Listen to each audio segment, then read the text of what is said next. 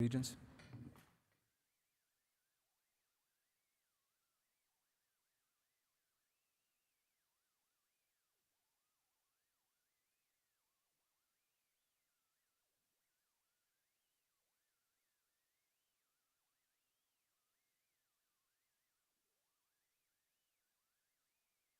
Thank you. Okay, can I have a roll call, please? Carla Gonzalez, Present. AJ Gonzalez, Steve Krenz, Wendy Perard, Present. Priya Serna, Carl Trujillo, Present. Eric Abo. Present. Mr. Chair, you have a quorum. Thank you. Okay, the next item is introduction of the new Planning Commission members. I guess at this time I'm going to let them introduce themselves. Eric, would you want to, Carl, would you like to go first? Just introduce yourself. Yeah.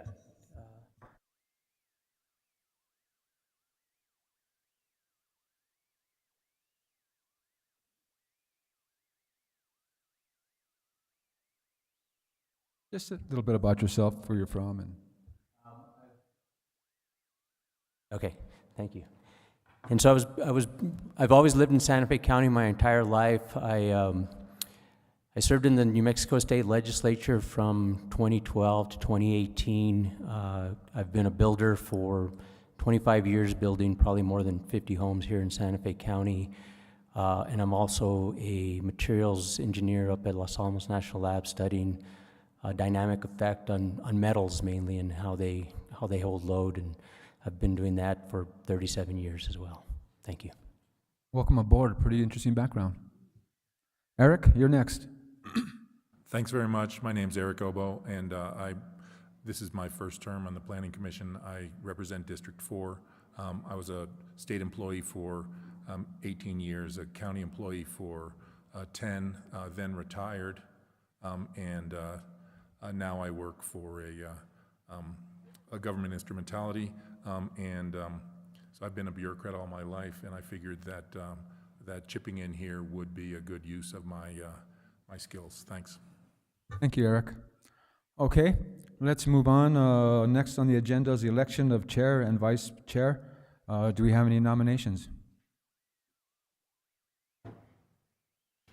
Mr. Chair, JJ. I nominate Charlie Gonzalez. Okay, we have one nomination. Do we? Mr. Chair, I second that. Okay. All in favor of Charlie Gonzalez being chairman, say aye. Aye. Aye. Aye. All opposed? Okay. Okay, thank you all again. Let's continue. Approval of the agenda. Mr. Chair, Mr. Chair. you have to elect a vice chair. Oh, sorry, I did it again. Okay, nominations. I nominate JJ for vice. I'll second that. I accept. All in favor, say aye. Aye. Aye. All opposed? Okay, thank you there, JJ. Okay. Amendments. Jose, do we have any amendments? Mr. Chair, we do not. Tabled or withdrawn items? No tabled or withdrawn items. Thank you, Jose. Okay, how about the item number 3, approval of the minutes of December 15, 2022 meeting? Do I have a motion, or do we have any discussion? Mr. Chair, JJ. I have a correction on page 16 of the minutes. I meant to say 240 units and not 240 people. So That's a good correction there, JJ. Thank you. and that's all. That's all I have. And Mr. Chair, on the top of page 7, the SLDC is referred to as SLGC in the minutes, and so I think that's a typo that needs correction. Okay. Thank you, Eric. Acknowledged. Okay. I move to approve the minutes as amended. No more changes? Okay. I'll second Do that. we have a second? Okay, all in favor of approving the minutes of December 15, 2022, say aye. Aye. All opposed? Okay, carries. Okay, let's go to old business. Case 22-5180, Variance of chapter 8.10, 3.13, employment center. Okay, is the applicant ready? Yes, I mean, staff, John? Please Mr. Chair, I proceed. am. Please Mr. proceed. Chair, thank you for your time. John Lovato, Building Development Services Supervisor. TT2 LLC applicant, New Mexico Land Solutions LLC agent requests a variance of Chapter 8.10.3.13, Table 8-38 Dimensional Standards Employment Center to allow a workforce housing complex to exceed a height of 30 feet and a variance of Chapter 10.21.2 units to allow more than 12 units per building to create a workforce affordable housing complex and a mixed commercial development on 17.40 plus or minus acres, 2 lots. The workforce housing complex will contain approximately 240 housing units within 8 apartment complex buildings. The commercial development will consist of 5 lots with uses such as restaurant, retail, and commercial pad sites geared towards the allowed uses in the CCD Employment Center zoning district.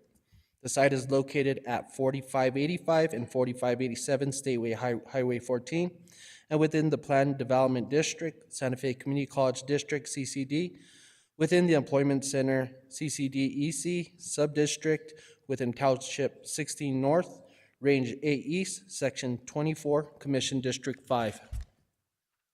Summary. At the December 15, 2022 Santa Fe County Planning Commission meeting, the commission voted to table this case and requested the following. 1, the applicant present possibility reducing the height of the proposed structures to conform with the height requirements. And 2, the applicant reduce the number of units per building. And 3, the applicant present a rendering that is closer to the Santa Fe style or some other rendering that was presented to the commission. The applicant's agent has submitted a plan to address the color scheme and has agreed to make the units earth tone color and Santa Fe style to blend in with the traditional Santa Fe style and also allow up to 24 units per building. However, the height was not addressed and the applicant intends to move the project forward with a height of 38 feet for 100% of the affordable buildings. The applicant's agent has responded to the Planning Commission as follows. Response number 1. The applicant agent states, as previously stated in the memos provided by the applicant, developing under strict adherence to the applicable SLDC CCD design standards dramatically reduces the number of affordable units that can be built and provided to the public, which in return adds fuel to the affordable housing crisis we face as a community. In addition, approval of the requested height variance is justifiable because the higher height allowance would push economic development to occur within the Santa Fe growth area, as well as provide 100% affordable housing project to the community. Without having a workforce that can live within the city county limits, people are forced to rely heavily on commuting, which case more emissions, pollution, and no way sustainable or flat out leave and worsen the workers' shortage we also face as a community. Furthermore, multifamily developments within the city of Santa Fe are within the 38-foot height requested, and the max allowed height within the city of Santa Fe for multi-development is 45 feet. Allowing for an additional 2 feet of height on the proposed buildings to screen unsightly mechanical equipment, as well as providing as many affordable housing units as possible, provides more to the community than developing under strict adherence to the SLDC. An updated building cross-section has been provided that better illustrates ceiling, parapet height, and why the 38-foot height is requested as a safety net, and project continues. Finalization is designed based off the decision on the requested variances. Response to Planning Commission Request 2. The applicant's agent states, updated exterior elevations and height renders have been provided per the Planning Commission's request provided on December 15, 2022. The updated information aims for a more Santa Fe style and also incorporates earth tone finishes. Response to Planning Commission's Request 3. The applicant's agent states the applicant will revise the number of units not to exceed 24 units per building in order to appease the Planning Commission's request to get closer to the allowed 12 units per building currently allowed under the SLDC. The applicant's agent states, in conclusion, case 225180 has adequately addressed the concerns brought up by the Planning Commission, the December 15, 2022 meeting. Therefore, case 2251 should be eligible to go back to the Planning Commission for consideration of approval of the requested variance in accordance with both staff's and the hearing officer's recommendation to approve the requested variances of the height and units per building based off the applicant's adequate addressing of the SLDC variances criteria to be allowed variance approval so that the spirit of the SLDC is observed and substantial justice is done per chapter 1.4.2.12. The applicants have addressed the variance criteria and staff has responded to the applicant's comments as contained in the memo. Recommendation. On November 10, 2022, the Santa Fe County Sustainable Land Development Code hearing officer met and heard this case. The decision of the hearing officer was to recommend approval of the applicant's requests. The basis of approval were the following items. Height. Even without variance, a building in the CCD EC zone may be 36 feet height for up to 25% of the building's footprint. The requested variance is not substantial increase of permitted height. Additionally, the evidence shows that there are several developments in the area of the subject property that exceeds 30-foot restriction. Units per building. The proposed project is between two highways, is a condition that cannot be changed and limits its usefulness. The requested variance is not contrary to the public interest and provides additional affordable housing options in a constrained market. Staff recommendation. Height, Chapter 8.10.3.13, Employment Center Subdistrict Development Standards, Table 8-38 states the max height is 30 feet with 36 feet allowed for up to 25% of the building footprint. In addition, in order to allow for denser areas of development, 38 feet in height for the entire housing complex will allow higher density and more units. Therefore, staff supports the requested variance. Units per building. Chapter 10, Section 10.21.2 states that there shall be no more than 12 units per building. However, multifamily, including apartment complexes, and in surrounding locations in and around Santa Fe, the majority of apartment housing complexes are 2 to 3 stories in height and contain more than 12 units per building. Therefore, staff supports the requested variances request for 24 per building. Staff and the hearing officer recommended approval subject to the following conditions. And Mr. Chair, may I enter those conditions into the record? Yes, you may. Thank you, and I stand for any questions that you may have. Thank you, John. Does the commission have any questions of staff?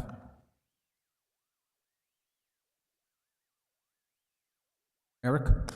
Thank you, Chairman.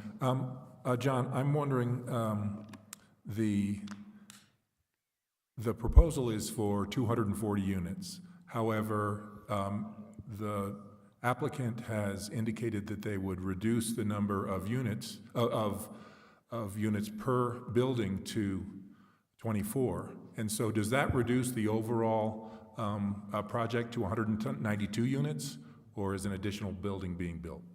Mr. Chair, committee member Abo, I would refrain that to the applicant to answer those Okay, thank you. questions. Thank you. Any other commissioners have any questions of staff? Okay, let's get the applicant up here to do his presentation. I think it's Nathan.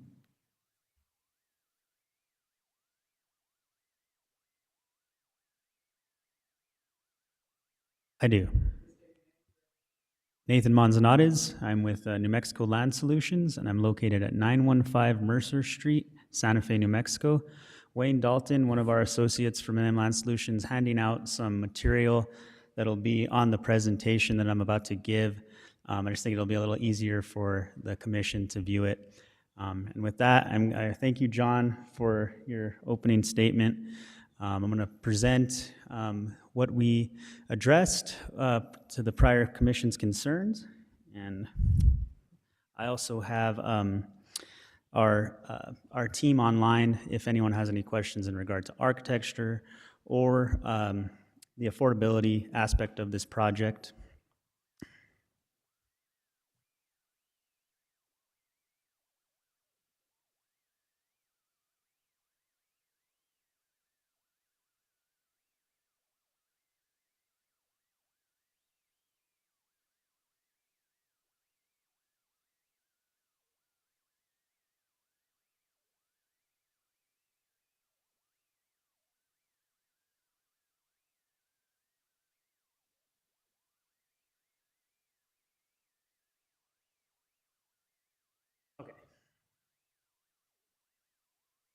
All right, thank you. All right.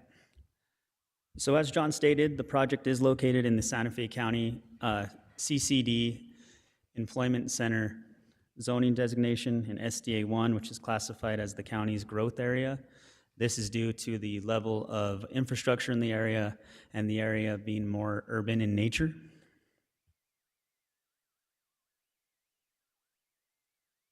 This is just a brief overview of the surrounding areas of the site.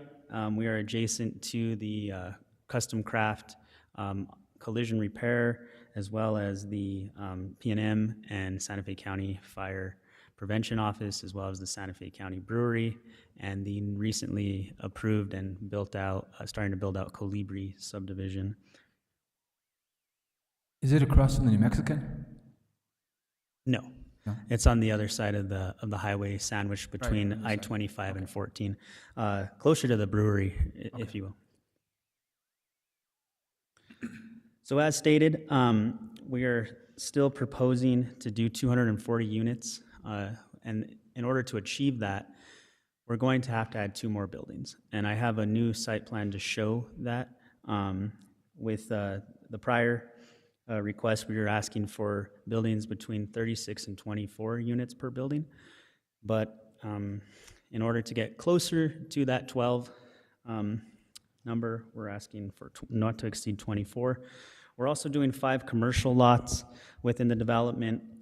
That's really the aim of the employment center, to have mixed-use development. And we understand that in that area, there really isn't a lot of mixed use right now, so we want to provide that for the area. As John mentioned, we're asking for 2 variances for this project to tackle the current affordable housing crisis that Santa Fe County and the city of Santa Fe is facing. We feel that these variances can be justified due to the fact that it's for the greater, good of the community. We're not asking for these variances for profit. We're providing 100% affordable units. Most developments in the county and city have to provide anywhere from 15 to 20%. We're far exceeding that. So we feel like these are justifiable variances, and we thank staff and the hearing officer for looking at it as a way to solve the problem. And as John mentioned, Chapter 1, Section 1.4.2.12 states, the SLDC shall assure that a diversity of housing choices is available to residences within a wide range of economic levels and age groups. The way the county is being built out right now is nothing but single-family homes. This is the first multifamily development proposed in the county under the SLDC. So in return, when you're only building single-family homes, you're driving that median housing price up, and houses are just becoming more and more expensive.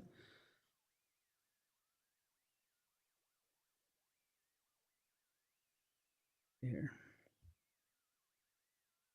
So I'm going to go through, this is where you can start looking at your slides of how we've updated the project design based off of what was discussed at last Planning Commission's meeting. We were asked to do some renderings from the highway to show what you can expect to see. There was concerns with the location of this site and how it's kind of, in the gateway of Santa Fe, if you will. So as you can see, we have a color palette to the right that aims to have a more traditional Santa Fe earth tone stucco color scheme. As that dotted line, keep that in mind as we move forward. That's going to be the line of sight from the highway. This site is a bowl, and there's a 13-foot difference from the bottom of our buildings to where the highway starts. So in essence, you're really not seeing all 38 feet. It's not a straight line.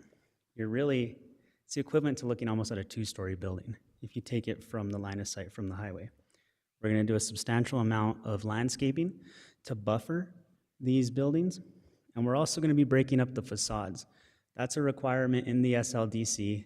Most apartments in Santa Fe have that flat roof line. We're not doing that. We want to break it up, have that more Santa Fe style, make it fit into the area. And also, we need this to screen unsightly mechanical equipment. If this is, truly a gateway, we want to hide all that, and we want to show off the Santa Fe style rather than a mechanical equipment. There was a concern, we did this drawing here, and from this line of sight from the highway, you would see the facades of the buildings for approximately 4 to 5 seconds as you're going 75 miles an hour down I-25. So, and with the increase in landscaping and everything else, it's you wouldn't even know it was there if you're driving past. This is the diagram that I spoke about regarding the elevation and the horizon eye level from a driver on I-25. As you can see, that bowl, that drop of 13 feet, really hides the site well. It's a natural berm and buffer, but we're also going to add additional landscaping as well. On the bottom of that, you can see some preliminary renderings of what we're looking at as far as the new exterior elevations with the earth tone finishes. Right now, we're not at 100% design because we need the variances, a decision to be made on the variances before we can move forward with that. But this is just your basic building elevation cross-section showing each floor. As stated, in order to meet the 24, to not exceed more than 24 units per building, we're now going to have 10 buildings rather than 8. We're still going to be able to make it work on the site. We still are going to provide the 5 commercial lots that abut Highway 14. And in addition, we're also planning to do a very extensive trail upgrade to the area. Our intent is to connect a trail from our site to the NM 599 Rail Runner Station. We feel like this will be a good addition to the community, as well as, the citizens of Santa Fe County and the city of Santa Fe. Here's a diagram of the proposed trail location. As you can see on the far left corner of the screen, that is the Rail Runner Station off 599. We're going to get people off of Highway 14 along the backside of Fireplace and then into a decommissioned area that's no longer active. It was an old off-ramp from DOT into the Rail Runner Station. And with that, I stand for any questions, and I thank you for your time. Thank you, Nathan. I have a question. The new buildings that you're going to add, that's going to affect your drainage. Are you going to have enough? Are you going to have to make your ponds deeper, or are you going to be able to make it work? Mr. Chair, yes, we have done some preliminary grading and drainage for the for the site, and we can make it work. Are your ponds going to have to be deeper, or are you going to be able to do with the same depth? Well, we're going to do a combination of ponding, passive landscaping, as well as cisterns. So yeah, we think it's going to be tight, but we can make it work. Thank you. Does any other commissioners have questions of Nathan? I have a question, Rhea. Chair. Regarding the affordable housing, you brought up how it's going to be 100% affordable housing, workforce housing. Could you talk about sort of the mix in terms of how many units or what percentage of units will be for people that are at 80% or below of the area median income, or even 60% or below of the area median income? Mr. Chair, Commissioner Cerna, great question. I have Ben Taylor from Lincoln Ave in Capanu that is our affordable housing expert, and he can speak to that. Ben, I don't know if you're on, but let's get you sworn in. And Yep, I'm on. Can you guys hear me all right? Yes. Mr. Taylor, I Great. swear you in. You raise your right hand. You swear affirm the testimony you're about to give is the whole truth. I do. Please state your name and address for the record. Ben Taylor, 1746 North William Street, Denver, Colorado. Thank you. If it would be all right, I did have just a little write-up. I can address your questions in regards to the affordable housing set-asides in here, but I kind of gives a general overlay of affordability, what kind of affordability this is, and kind of what benefits it may bring to the community, if that would please the commission. That'd be fine. Great. So, like I said, my name is Ben Taylor. I represent Lincoln Avenue Capital, who's a proposed developer on this affordable housing development. We are a mission-based affordable housing owner and developer, and we operate in over 20 states and specialize in this type of construction and affordable housing. So, yes, staff and Nathan did a great job here presenting this proposed development. Like I said, I just want to take a minute, kind of walk through what affordability is here and kind of the benefits we can bring to Santa Fe. So in the industry, we really call this true affordable housing, or capital A affordable housing. That means that this development would be partially financed with federal low income housing tax credits, or LIHTC for short. Those federal tax credits bring in over $30 million for this development of outside investment into Santa Fe County to allow us to make this development feasible. Now, in exchange for those federal tax credits, though, this development will restrict its rents and occupancy to those making at or below around 60% of the area median income. Okay, so we are required to keep those rents restricted for 30 years as well.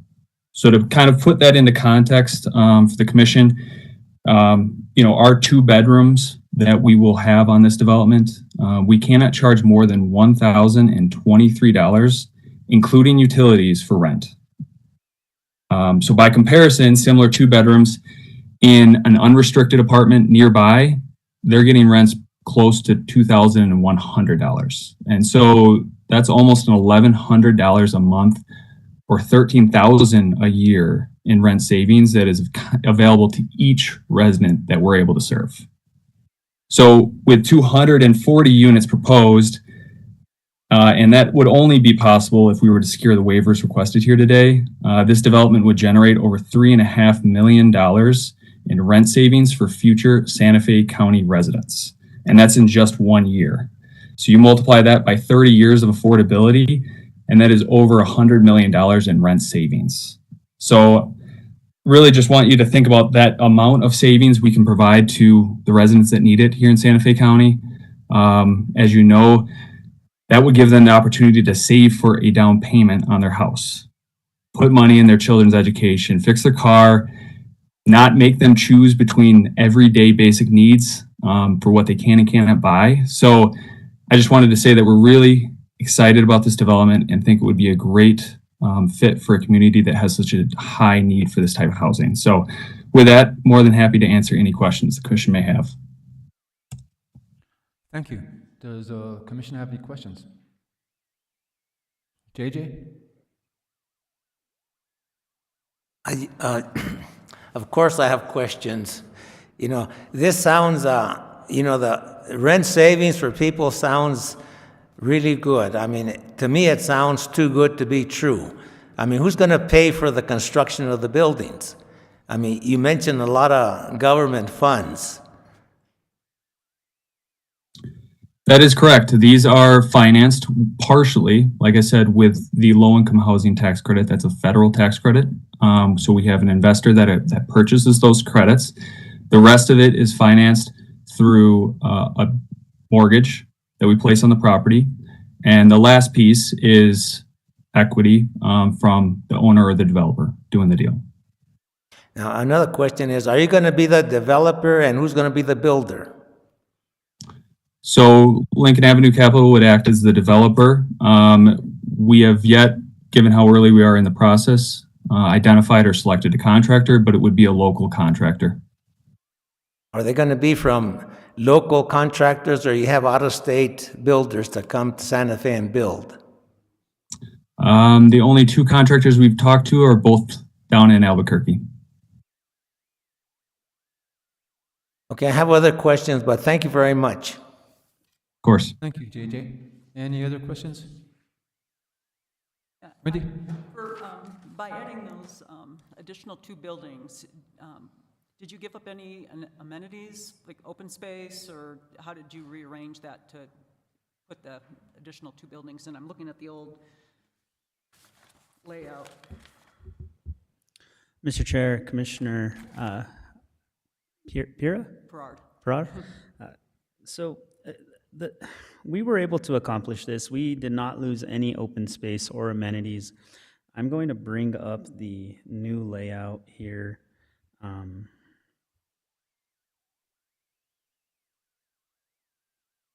So here under K, we have a community center, if you will, clubhouse. We also have a plaza area, which is a gathering space for the community. And then we, in essence, have, pocket parks throughout the centers of the area as well. We have a pet park above Lot 3 to the east, or to the right of Building I. And then we'll also have another area in between Building E, G, and F that will serve as a gathering area, landscaped area, park area. So if you really look at it, there's little pockets throughout the site that we're able to reutilize. So yeah, no amenities were taken by it. Okay, thank you. Okay, any other questions? Mr. Chair? Carl? Thank you. As far as, because I'm not familiar with the county water system, the water for this is coming from the county water system, or where's the water being supplied for this? Mr. Chair, Commissioner Trujillo, yes, we are within the service area of the county for water and sewer. And those lines were recently extended by a prior development that was just approved down the road. So we're in discussions with Santa Fe County to obtain what's called a Ready, Willing, and Able application, and that'll come with our site development application once the decision's made on the variances. So yeah, we will be utilizing county utilities. You mentioned that there are going to be cisterns, which is great. Do you have any other type of like water recycling or conservation for the development? As we stated, we're still fairly early in finalizing grading, landscaping, things like that, but the aim is to passively use this water to irrigate, some of those trees along the highway, some of those internal pocket parks, and there'll be curb and gutter throughout. So, there's opportunities for that, but right now we're still just trying to finalize our design and get these waivers passed. Okay, thank you. Okay, Carl? Thank you, Mr. Chair. As prices increase, I heard the rent of, I think, $1,023 for a two-bedroom, but as the years go on, what is the rate that the rent will increase, and then how do you accommodate for higher costs in utilities, water, electricity? Because I think you mentioned they were included. I'm going to pass the mic to Ben one more time, Mr. Chair. Mr. Chair, that's a great question. And so the rents that are allowed to be charged at these properties that fall under the low-income housing tax credit program are limited from a federal level. And that is based off of the area median incomes for the respective county in which the projects are and where they're located. And so if Santa Fe's county's area median income increases, proportionally the rent would be allowed to increase then. So there's no runaway. We can't just raise rents because we feel like it. This is a legally binding 30-year commitment to keep rents, and those rents are set by HUD once per year.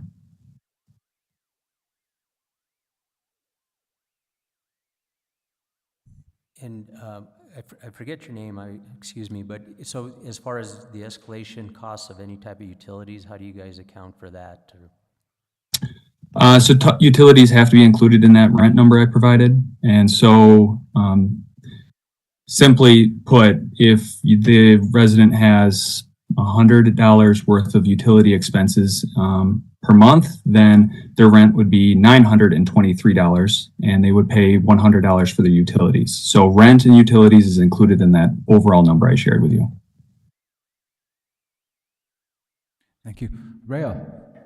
Thank you, Mr. Chair. I have a question for the applicant. I really love that you brought up the rail or the trail that's going to be connecting the rail depot to the apartment buildings.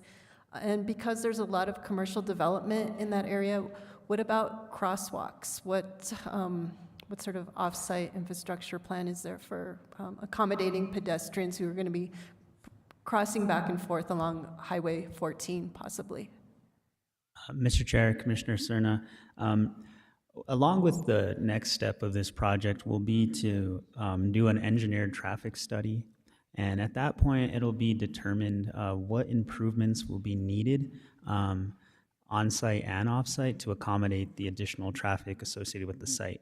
So we are planning ahead for that, but right now, I can't really answer that question. But it is something that we're taking into consideration, and that's why we're aligning that trail off of 14 to make it safer and to go along that area that's not as heavily trafficked. Thank you, Mr. Chair. Thank you. Mr. Chair, Nathan, is that trail going to be base course or asphalt? Mr. Chair, I believe we're going to do a multi-purpose trail, bike trail, asphalt. It's better for long-term maintenance overall. We don't want to be replenishing that, and there is an avid biking community in the area, and I think they would enjoy that. It makes sense. It's just that asphalt's not good for horse hoofs. They're willing to cross the highway. Okay. Any other Derek, did you have a question? Yeah, one more. Nathan, I wonder if you could put up the slide again and go ahead to that trail slide. Absolutely. Let me pull that up. And correct me if I'm wrong, but I think that Santa Fe County was looking to make this trail segment to connect in 599. If I remember correctly, there was a long ago intention to have a trail from the Rancho Viejo area connect in sort of this pattern toward the Rail Runner Station. And it's just a memory, and Robert, if you're familiar with this, that'd be great. Mr. Chair, Committee Member Obo, Robert Grego, Planning Manager. Yes, there is a plan to connect the Rail Runner Station to the Community College through the Arroyo Hondo Trail Network. It does go through Turquoise Trail, the proposed trail network. So this would enhance that trail network to address the this side of the highway. Thanks very much. So just to be clear, so this would help the connectivity of the trail system that you're building in the Rancho Viejo area. Is that right? Absolutely, it would provide additional connections to this multifamily development, which would enhance our system. Thank you so much. Thank you, Robert. Okay, any other? Mr. Chair. Oh, JJ. For the benefit of the new members, we discussed this case extensively in December. And we came to the conclusion that, we didn't have enough members to, votes to approve this. We needed 4 members to approve a variance. And I'm still concerned about the density of this area, the number of units. I'm concerned about transportation. I'm concerned about amenities like stores within walking distance. And we had the other concern I had was the fire protection, the units. This is the La Cienega Fire District, and that district lacks volunteers. They lack firefighters. They have in the whole La Cienega District, they have 6 full-time firefighters. And this area is outside of the Santa Fe District. So the response for the La Cienega Fire District is pretty extreme. If it's in Santa Fe, Santa Fe has 7 or 8 stations ready to respond. La Cienega is very limited. And the other thing I had is law enforcement. The city of Santa Fe has a lot of policemen. They have a big police force. The county, they have 1,900 miles of square miles to supervise.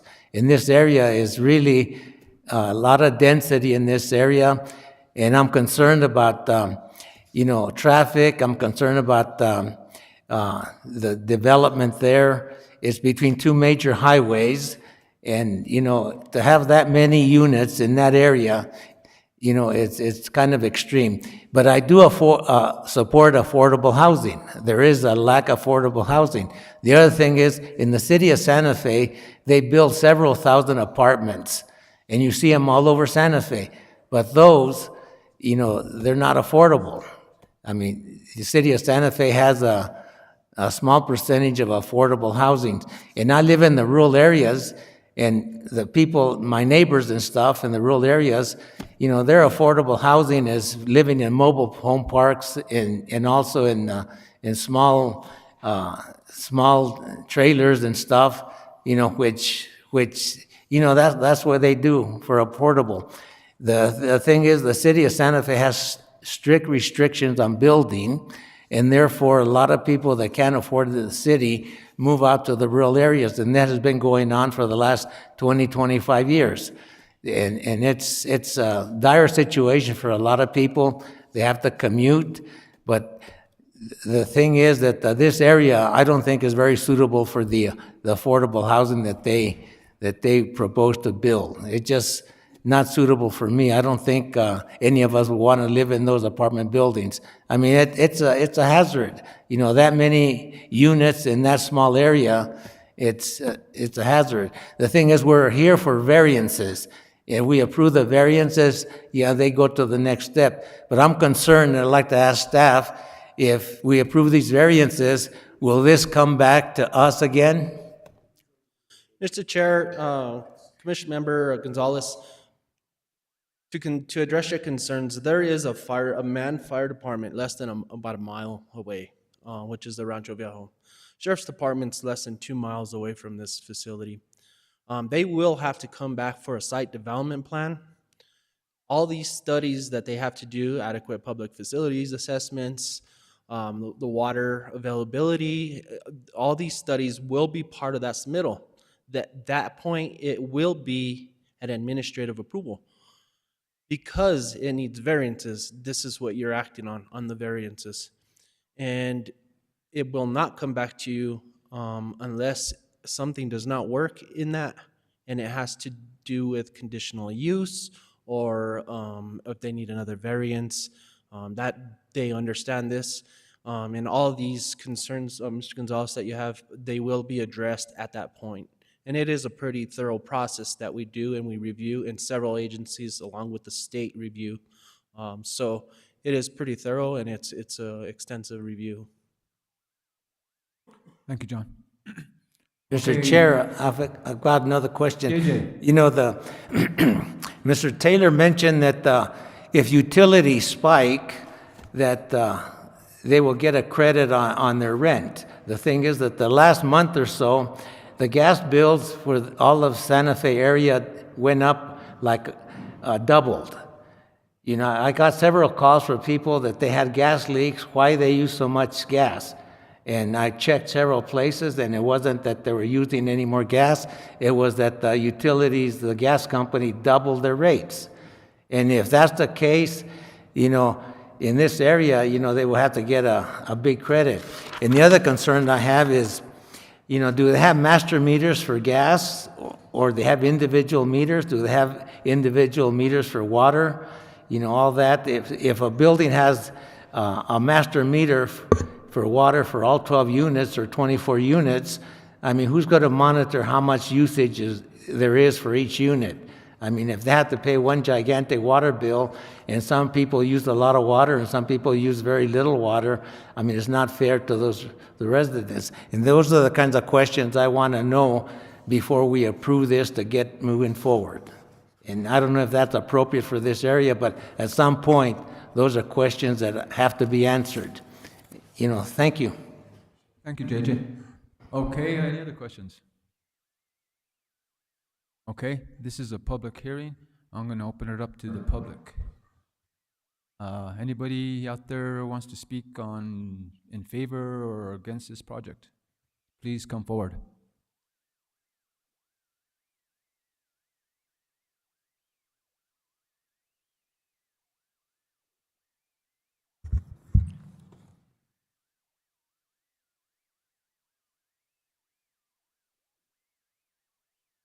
I'm having, Mr. Chair, I'm having Nate take off the screen he's sharing so I could see our screen. So there is a member from the public, Zach Chavez. If you would like to unmute yourself and get sworn in.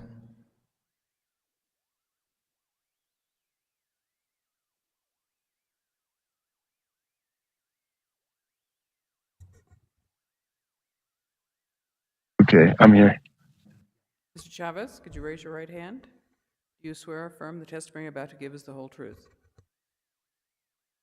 I do. Please state your name and address for the record.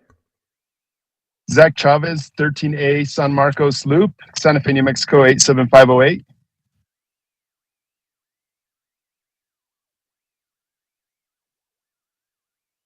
Please proceed, sir.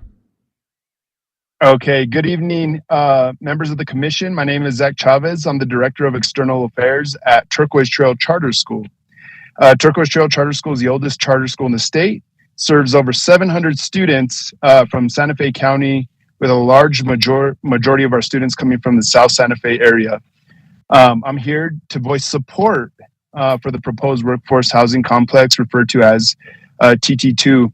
As a public charter school, we have been directly and negatively impacted by the lack of affordable housing in this part of Santa Fe. It's closely linked to our community. Specifically, over the past 2 years, it has been an ongoing challenge to recruit and hire quality expert teachers due to the lack of affordable housing. We have fantastic staff at our school, but they, like most of Santa Fe public school systems, need support in numbers. The inability to bring most of our high quality teaching candidates to our school has generational impacts on our students, their families, the city, and our state as a whole. Thank you so much for your time. Thank you, sir. Okay, anybody else out there that wants to speak?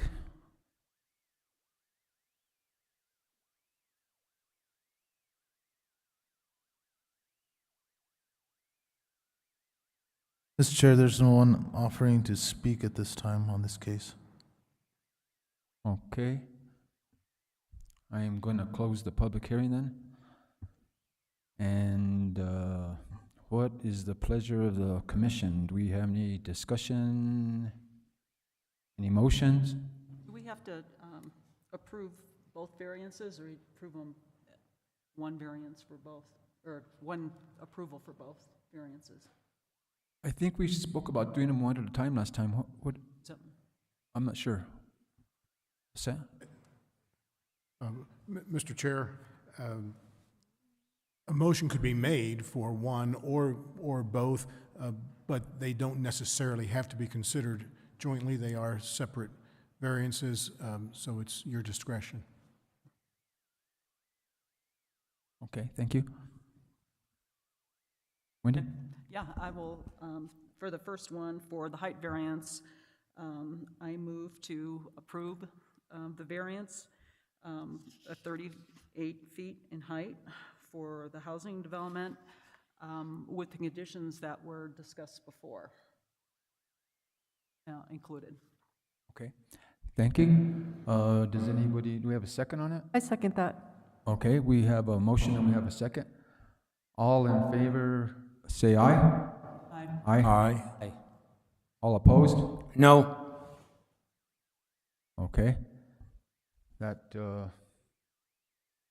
I guess we don't need a roll call. JJ is the only one that was against it, right? Okay. Next variance? Okay. I move to approve the second variance for density, that there will be 24 units per building, and also including the conditions that the staff and hearing officer recommended. That the applicant shall comply with all the requirements of the SLDC. The applicant shall submit a site development plan and subdivision approval to subdivide the lots. Building facade shall be offset for the elevations submitted in this variance request. The building shall be Santa Fe style earth tone color to be approved by staff, and there shall only be 24 units per building. Okay, we have a motion on the table. Do we have a second? I'll second. A second? Okay. All in favor of this motion, say aye. Aye. Aye. Aye. All opposed? No. Okay, the motion carries. Okay, you guys have been approved. Thank you for coming in. Good luck. And thank you for the housing project. Okay, let's move on to new business. Case number 22-5200. Denise Angel density variance. Mr. Bustos, please proceed whenever you are ready.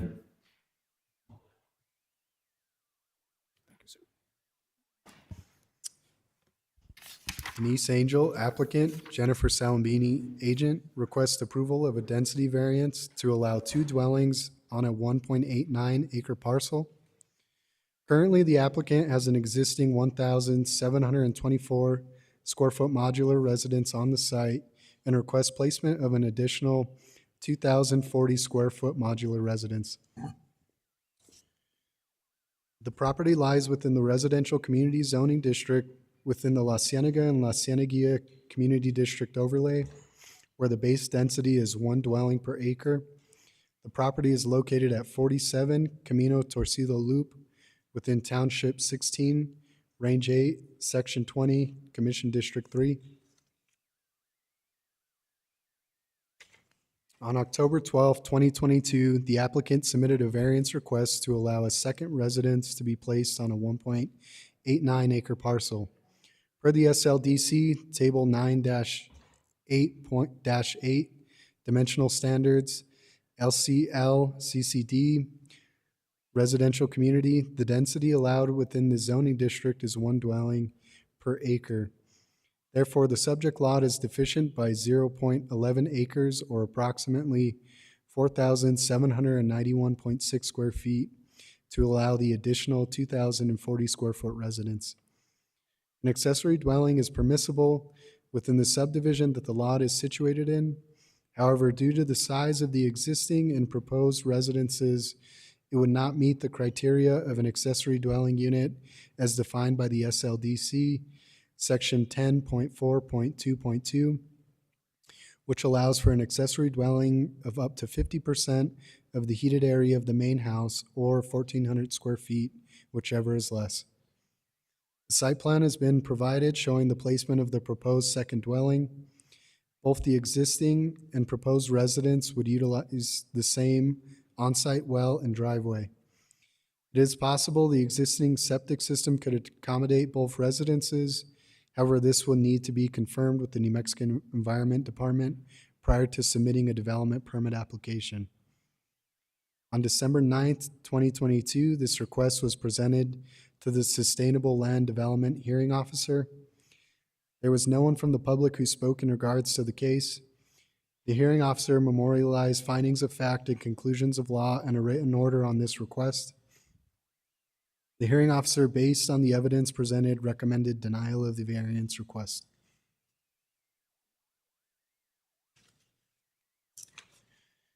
The applicants have addressed the variance criteria as follows, and staff has responded.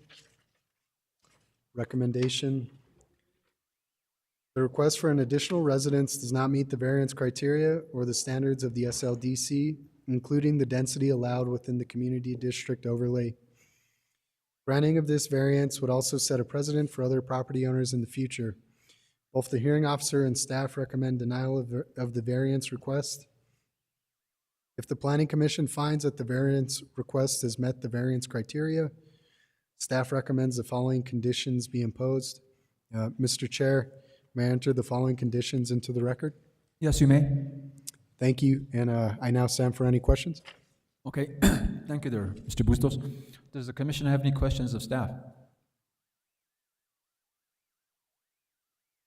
Okay. Is the applicant present to make their application, their presentation? Yes, Mr. Chair, and I would also like to add there was a letter of support that was handed out by staff. Thank you. Thank you.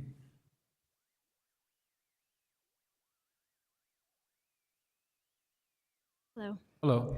My name is Jennifer, and I'm here on behalf of Denise Angel. Please state your name and address. Raise your right hand. Yes. Jennifer Salambini, 51 Rito Guicu, Santa Fe, New Mexico, 87507. I'm here on behalf of Denise Angel, and I just wanted to say this project has actually been near and dear to me because it's a situation where it's a multi-generational family. This family is also very, very involved in the community, and Denise is a mother and also takes care of her mother, and Angelique is the daughter who wishes to have a second structure put onto the property that has been in their family for over 30 years. And it is off by a mere tenth of an acre. And that being said, we're just asking for this opportunity for them to be able to put this additional dwelling on their property so they can have affordable housing and they will not have to leave Santa Fe. They can continue to stay here as their families have in the past. And without further ado, I'll introduce my colleague who's going to present on behalf of Denise. Michael. I do. Michael Salambini, 51 Rito Guicu, Santa Fe, New Mexico, 87507. Okay, I will.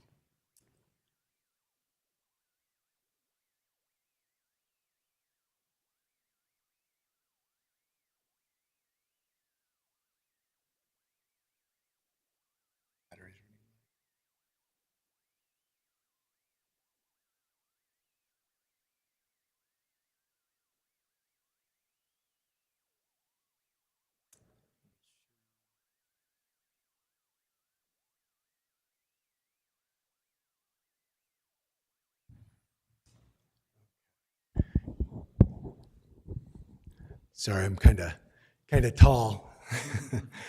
Can everybody see the presentation? Yes. Great. I just want to thank you, Chairman, and each commissioner for allowing us to present this. As Jennifer was saying, this is actually it is very sensitive to us too, because we've just grown to love this family, and they are looking to put this residence onto a property that is a mere just about a tenth of an acre short of what is allowed. So as you can see,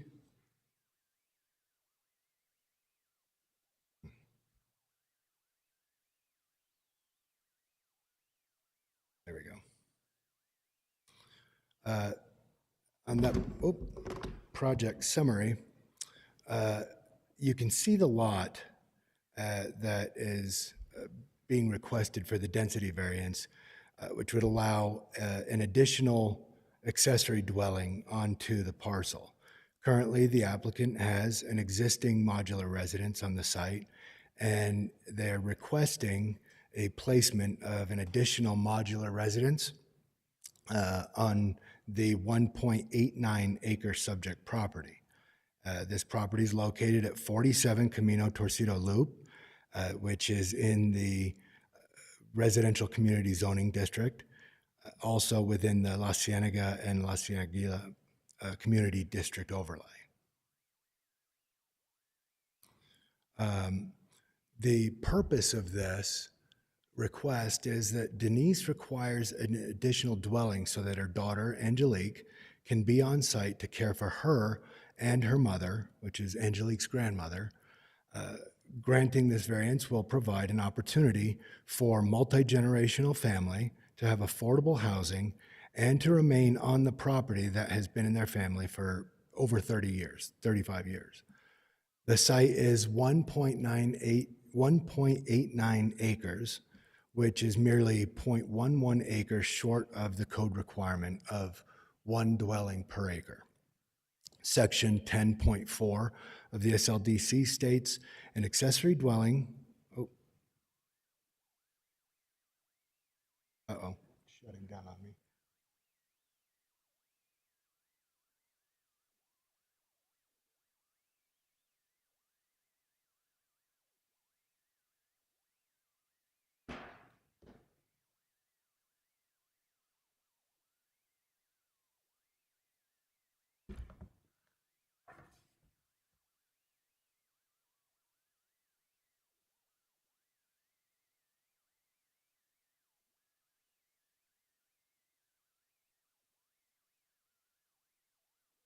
Let's see.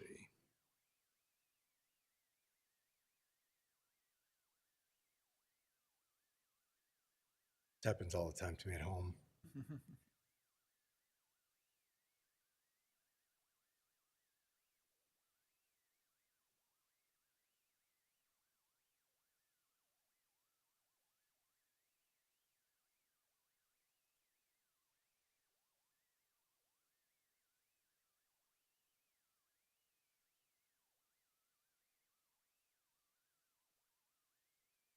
Okay.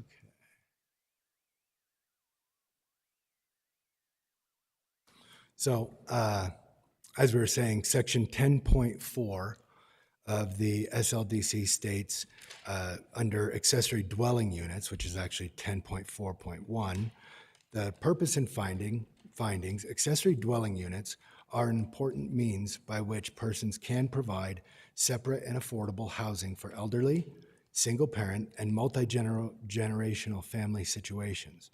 This section permits the development of a small dwelling unit separate and accessory to principal residence. Design standards are established to ensure that accessory dwelling units are located, designed, and constructed in such a manner that to the maximum extent feasible, the appearance of the property is consistent with the zoning district in which the structure is located. This project absolutely falls under this, the purpose of the multi-generational family program and is really needed for this family. And it also falls under the affordable housing, in the sense that it helps not just Angelique to take care of her mother and grandmother and her family, but also in the sense that they can use their property, which is slightly off in size, to actually, work through the spirit of this proposal. So let me just. So an accessory dwelling,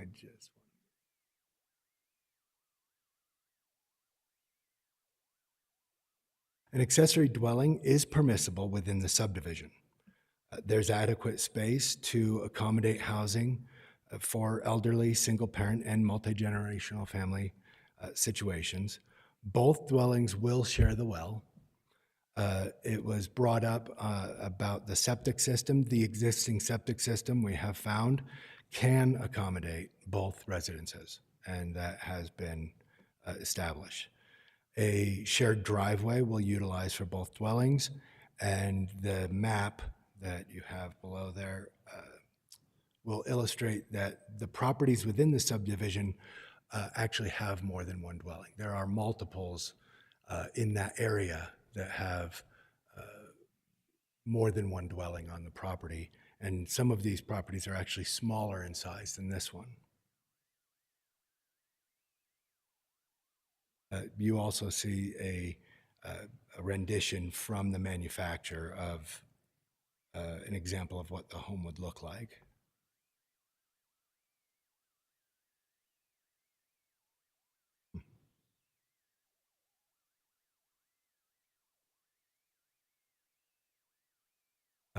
And this is the proposed site plan on where the home would be located, both tying into the well and into the septic system.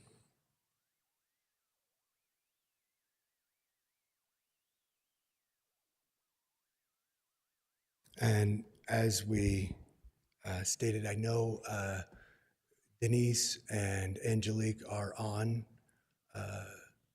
the Zoom. And did you want to open up? And I wanted to open up to anything that Denise or Angelique would like to add, if that would be okay with the board. That'd be fine. Jose, can you let him in?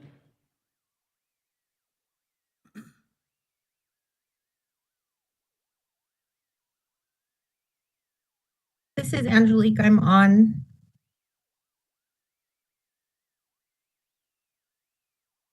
Angelique, do you swear or affirm the Yes. testimony you're about to give is the whole truth? Oh, good. I do. Please state your name and address for the record. My name is Angelique Anjeda Nava, and my address is 47 Camino Torcido Loop, Santa Fe, New Mexico, 87507. Thank you. Thank you, Angelique. Please proceed. Hello, and first off, I would like to thank you guys all for taking the time today to hear our case. This is my mom's property. My mom is Denise Angel, and she is on as well. But the reason that she's applying for this is for me and for my wife. I'd like to tell you a little bit about myself, if that's okay, and then I'll talk about a little bit about our situation. I was born and raised here in Santa Fe. I grew up here and I graduated from Capitol High School. And I grew up in a program called DECA, and we actually moved out to the La Cieneguilla area when I was 8 years old. My father passed away, and he was a local policeman, and this police station here in Santa Fe is actually named after my father. It's the William P. Angel Building. So my family has been serving the Santa Fe community for many years, and his unfortunate passing is what allowed my mom to purchase this property, and his retirement paid the mortgage so that we could live in Santa Fe and not have to move out of this community after his passing. My mom has upkept this house and stayed on this property, and she's getting older, and right now she is actually taking care of my grandmother. So I'm living in the home with my wife, and my mom is taking care of my grandmother. My grandmother is 94 years old today, and she is taking a lot of my mom's time, and my mom needs a little bit of relief and some help. In order for us to provide that, because currently I'm in Farmington, New Mexico, I travel, it would be a lot easier for us to be on the same property so that I can help my mom take care of my elderly grandmother. And as my mother ages, I will be able to help provide that care for her as well on our property. I was born and raised in this area. My best friend from 4th grade still lives down the street. My neighbor that I walked to the bus station when she was 6 years old is now parked with her kids at the end of the street, and I see them every day as I drive by to work. My best friend from when I was little, her mom still lives across the street, and I can name almost every person that lives on my street because I grew up there and I still live there. I went away to college on the East Coast, and I realized that New Mexico was where I belong and Santa Fe is what I love. That DECA program that I talked about in high school allowed me to go to college on the East Coast and afforded me a scholarship there. Because of the impact it had on my life, I now serve on the state board for DECA, and I give back to that program because that program served me and allowed me to have the career that I do have now. I was a part of the Santa Fe Fiesta Council. I was a princesa, and from there I became a Santa Fe Fiesta Council member, and I served on that board. I recently joined the La Cienega Valley Board, where we're dealing with issues in the community, and I became a main contact person for the evacuation or mock evacuation that we're going to be doing now in March with the fire department. So I care about this valley. I care about Santa Fe. And without this variance, I will, just like the people that spoke before me, won't be able to live in this community. I cannot afford the housing in this community or to purchase a home. I can't afford this modular home, and I can't afford to put it on this property and continue to serve my community that I grew up in. And I plan to stay here for the rest of my life. I'm not asking for this variance so that we can put another house and collect rent and make money off of it or turn it into an Airbnb. I'm asking for you guys to allow me to take care of my grandmother and to take care of my mom, and to die in the land that I love. Is there any questions that I can answer? Okay, thank you. Does the commission have any questions of the applicant? No, not at this time. Thank you for your time. Thank you for joining us. Did we have Thank you. somebody else that was going to also speak? Is that it? Yeah. Great. I think that's it, Okay, Chairman. thank you. All right, I have a question of staff. Did I read, I think I read something there that there wasn't a permit issued for the original mobile home to begin with?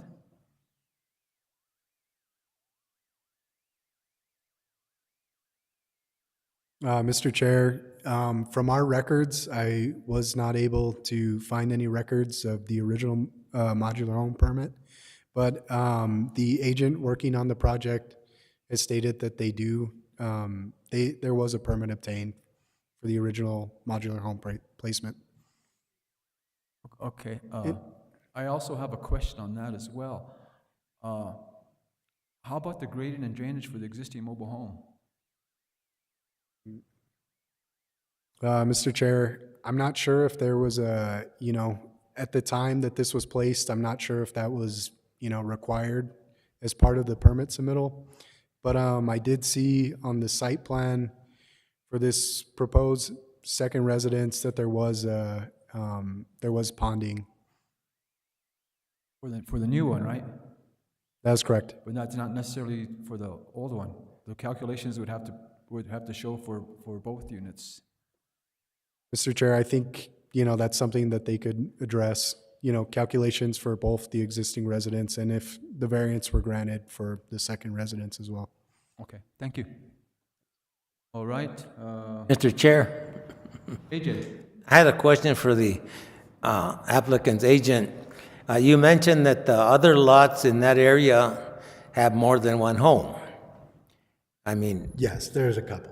and the thing is, in a report here said that some of those homes might have been done before the code was adopted. So those homes are probably grandfathered in.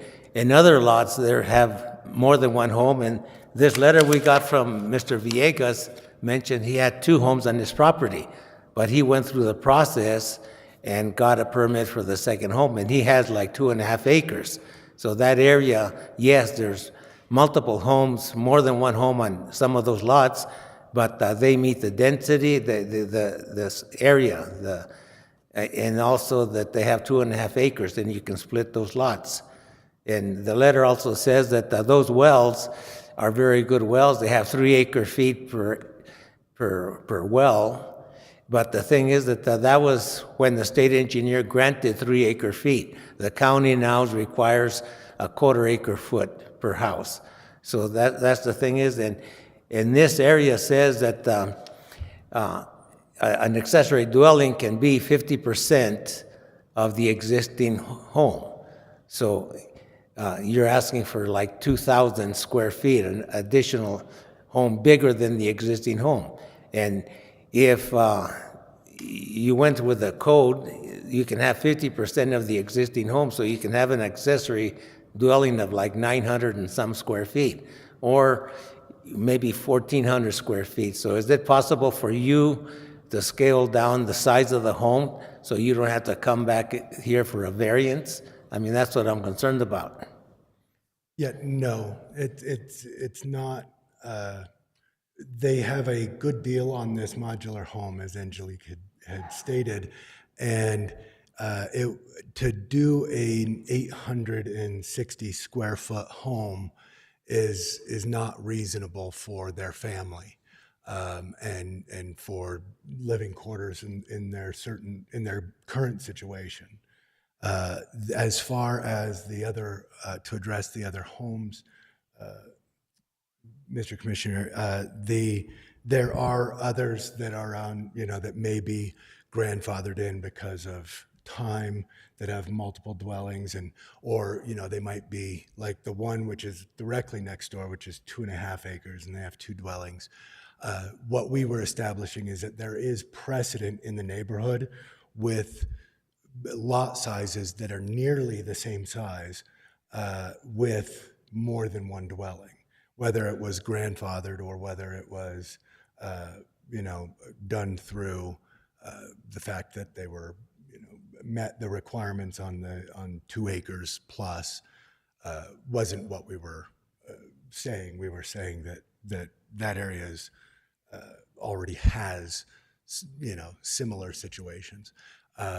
And not to mention that the neighbors in this request are in support. We've talked to multiple neighbors that we've spoken with, and one, actually, when I was out there personally hanging the sign, came and said, hey, if there's anything we need to do, we love them, we want them there, we're in full support of this.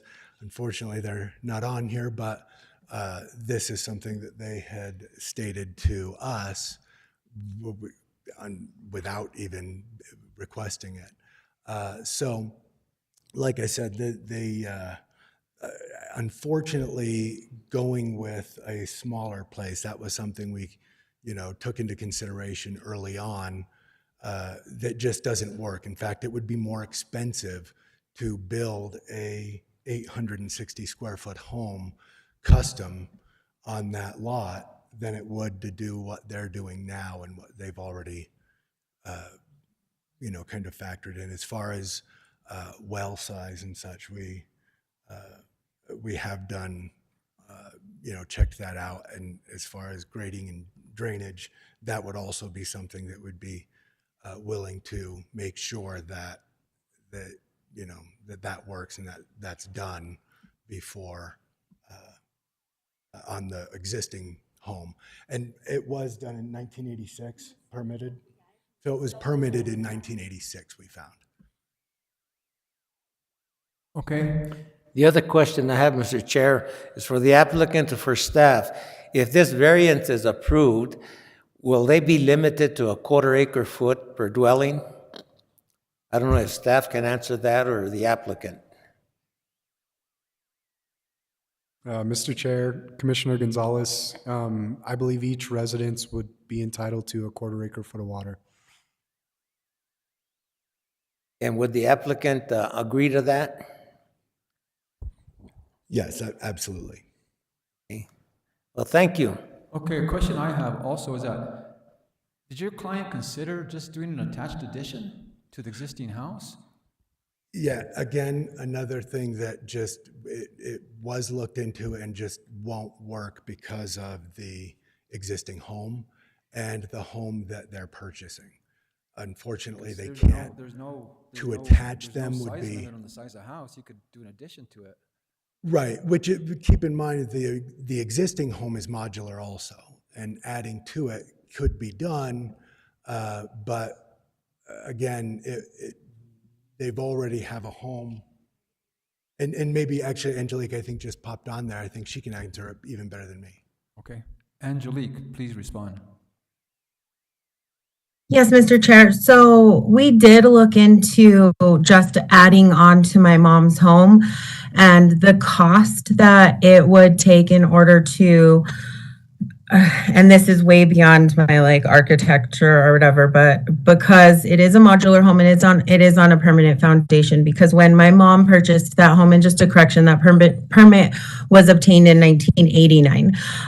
But when she purchased that home, it had to be on a permanent foundation. So it's not a mobile home, it is a modular, and because of the crawl space underneath and having to add on, the cost was, and don't quote me on this wrong, I do have this at home, but it was something like $50,000 to $100,000 more than what we got this house on. And we just happened to come across this modular home.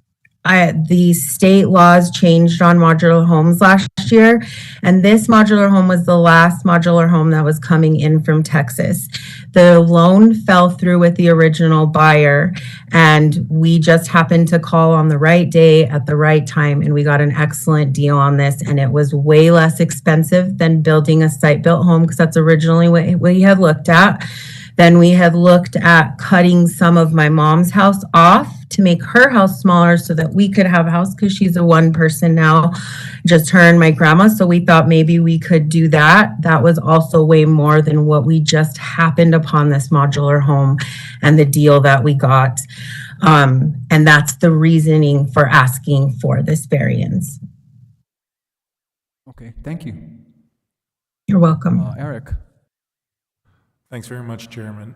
I have a question for staff. Because Ms. Angel de Nava is a longtime resident. I'm just wondering, is there, and has support of all of the neighbors, what would the possibility be to, although there are expenses involved, to increase the size of the property above 2 acres? What happens, this 0.11 acres less than the 2 acre? What are the mechanics of some kind of action like that? And I'm not sure, Angelique, if you've looked into this. Thanks. Please go ahead and answer, Angelique. We did. Actually, if you look at the presentation that Jennifer had put on and Mike had put on, you'll see on the back of us, there's an arroyo that goes, so my mother's house butts, and then she's got a little bit of property in our fence line, and then we're behind it, there is an arroyo. And it's a pretty, significant piece of land, and that arroyo butts, and then there's a home. And so we actually did a lot of digging, and it took some time because that house was abandoned for some time. But we took some time to find that homeowner, and we did reach out to that homeowner and asked if maybe we could purchase just that little sliver of land behind us from them, but to that arroyo. Unfortunately, they were about to give it on to another generation of theirs. They were passing it on to one of their daughters or something like that. And they were afraid to be in the same situation that I am in right now, which is not having enough land if they wanted to put another piece of land on that property. So they were not willing to sell to us. All right, thank you. You're welcome. Mr. Chair, I had a question for Gabe. Okay, hold on, JJ, I Okay. think Carl was next. Okay. Thank you, Mr. Chair. And for the applicant, you'd mentioned that you had gone to the New Mexico Environmental Department to obtain, to see if you could add another residence onto the septic system?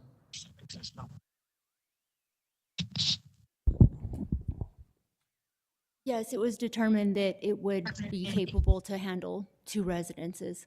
And they did want to go out and make sure, or they did, go out and make sure the septic was equipped. And I do have documentation of that. And yeah, because they were willing to replace and add a new one if necessary, but it was determined they didn't need another one. The one they had was in good shape. So. Okay, and I know, because I've done this before, is that many times they may ask you to add more extension of the fuel line or the drainage line if needed. And so I know that the county land use office will require that documentation from New Mexico Environmental Department. Thank you for that answer.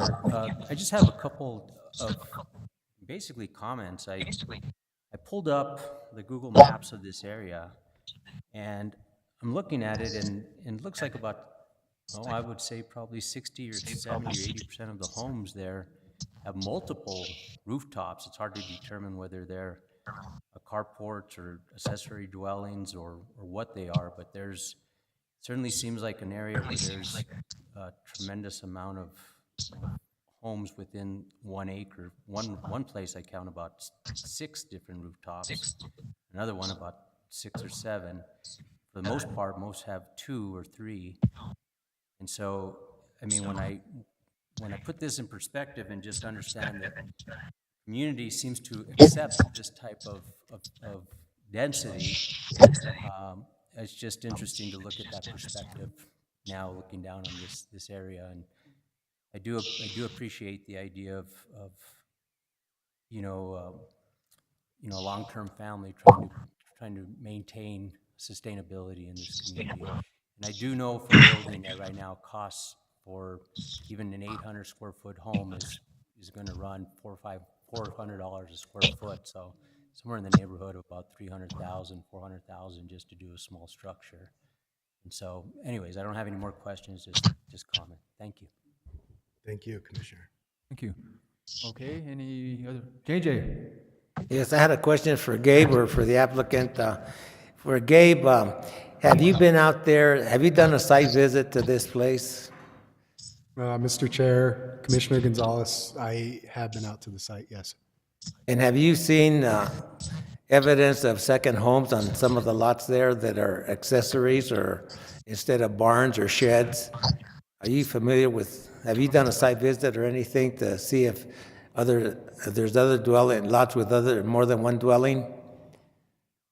Mr. Chair, Commissioner Gonzalez, when I did go do the site visit, there are other structures that, could be possibly a garage, could be a secondary residence. I didn't go inside any of these structures, but it is possible that some of these lots do have, multiple residences. This is an older subdivision. I think it was approved in 71. So it's possible, these properties could have put 2 residences on the property prior to, us having a development code. So prior to 1981. I believe staff has also taken other variances in the area as well, so. Thank you. Thank you. Okay, any other questions? Okay, so I'm going to open this up for the public hearing now. Is there anybody out there that wants to talk on behalf or against this project?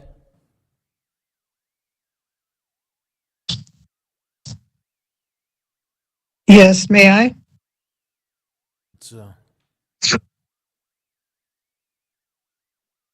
Yes, please come forward and state your name and address, get sworn in, please.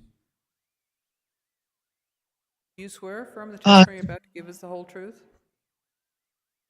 I do.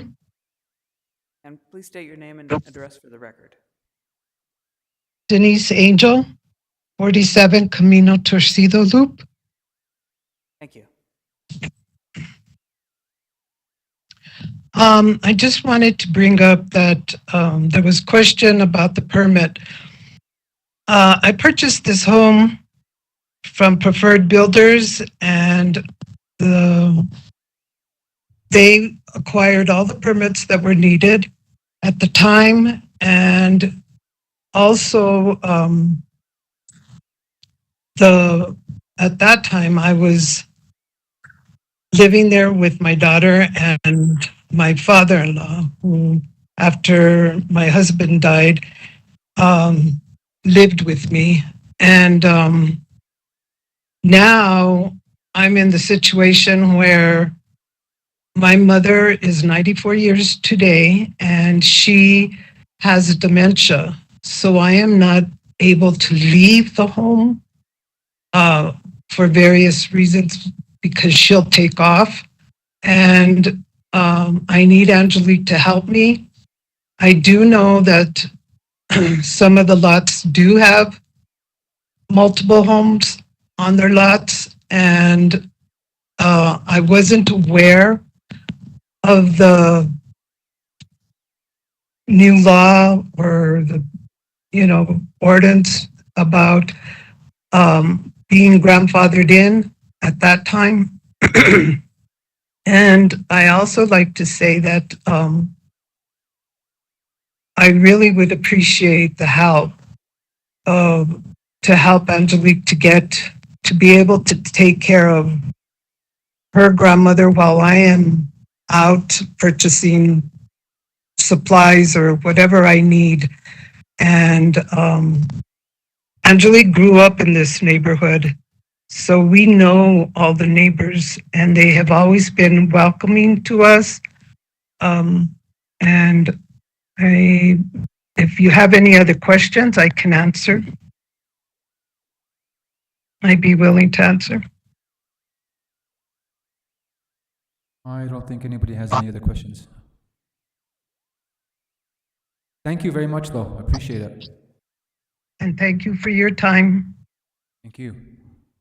Okay, anybody else out there from the public that wants to speak for or against this project? I would like to speak, please. Okay, please state your name and get sworn in. My name is Diana Nava de Angel. My address is 47 Camino Torcido Loop. Do you swear or affirm the testimony you're about to give is the whole truth? Yes. Thank you.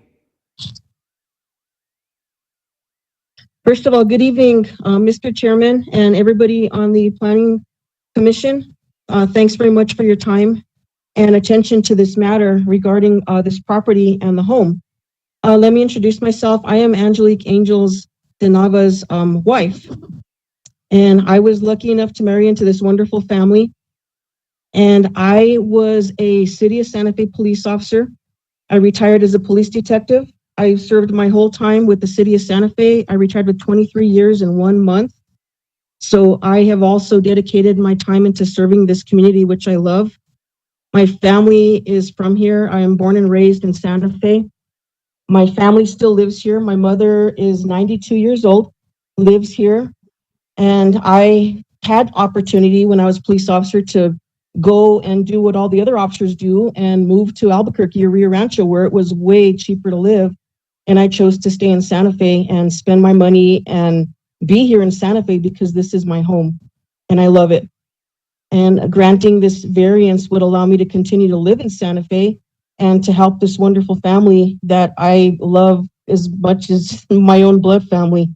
And any consideration you have to this matter is greatly appreciated. And I want to just thank you for your time. Thank you very much. Okay. I have a question of the county attorney. So if we were to approve this, would we be in a situation where we're setting precedents?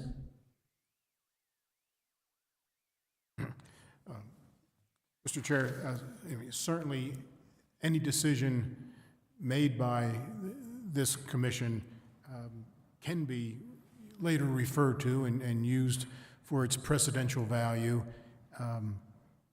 Obviously, the extent to which that's possible will depend on, on certain factors, including how specific you are in imposing conditions on your approval and in clarifying exactly why you think the criteria for the variance request have been satisfied. So you can minimize the precedential value by taking some of those steps. But any decision can have precedential value. Thank you. Certainly. Okay. The public is still open. Is there anybody else out there? Public hearing still open, I mean?